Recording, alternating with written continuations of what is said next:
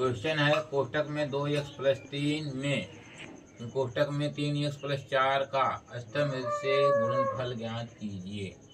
हमें अष्टम से इसका गुणनफल ज्ञात करना है। तो कितना है 2x प्लस 3 गुणे 3x प्लस 4।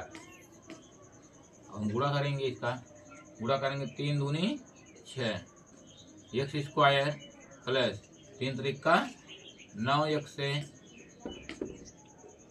उसके बाद 4 गुणा करेंगे 4 दूनी 8। इसके नीचे लिखेंगे 4 दूनी 8 x से प्लस 4 3 12। अब जोड़ लेंगे, इसको जोड़ेंगे तो यहाँ कितना आएगा 6x square plus 9 8 17x plus 12।